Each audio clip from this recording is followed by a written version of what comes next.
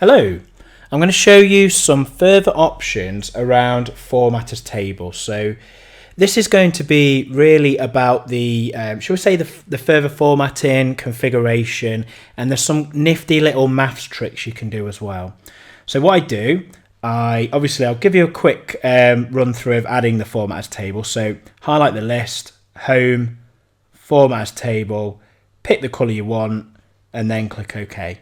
Now, if you want more detail about that and the filters, there is also a video about adding the format as table on. But what I really want to concentrate on now with you is when I click inside the table, I get a new tab at the top called Table Tools Design. Now, I'm not going to show you every single option you've got in here, but there's some really quite nifty things you can do with this. So first of all, if I go to the Design tab, Table Styles, can you see very quickly I can change the color coding of any of those tables that you've actually formatted. So rather than having to start again or do lots of manual formatting, I want it to look like that. All I do, click, and it accepts that change. Then going a little bit further over, we have a series of tick boxes. So if there's a tick in the box, it does that thing. If there's no tick in the box, it doesn't do that thing. So let's just zoom in a bit. Banded rows, on or off. Can you see I can turn those on or off? I can also do banded columns if I so wish. I can get it to highlight the last column. So can you see the last column's going bold? Different formats behave a little differently. So, if I chose, let's go for this one here. Can you see banded columns, last column? Can you see the background color in this one highlights? First column. If you've got a fairly new version of Excel, you get the option of turning the filters on or off. Not every single version of Excel has this, but newer versions do. You can hide the headings. Me personally, I can't see a reason why I would ever want to do that, but some of you may require that. But in all of this, the best part or the best option I can see is this one here called Total Row. So when I tick the button for Total Row, what I get is at the bottom of the list, I get a new row called total, and by default, it picks the last column and it totals that. And it's just fortuitous that our last column is actually a number that we would actually want to total.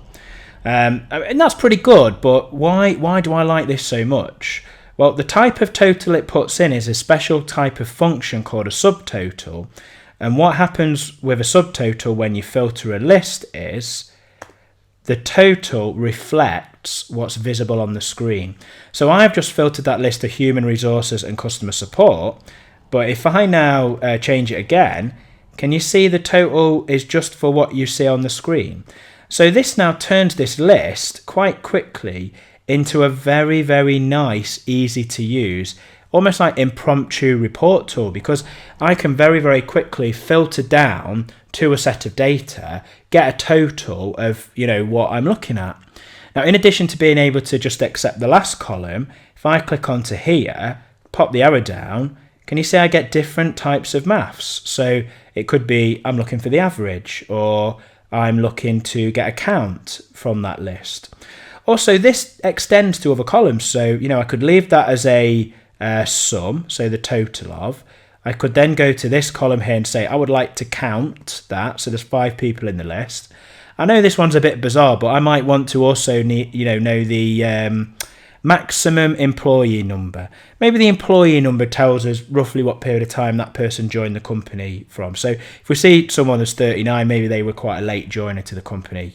So that's going to give us the highest number in that list. So look, if I now just play around with these filters, can you see all of those numbers, if appropriate, they actually change. The totals are, adjusted to reflect what's visible on the screen. So look, that was just a little bit of a run through, not all of, but some of the options that you get when you actually turn a list into a table, and really focusing on this total row, because this is a really good option to know about. And it's all around formatting a table and further options within Excel.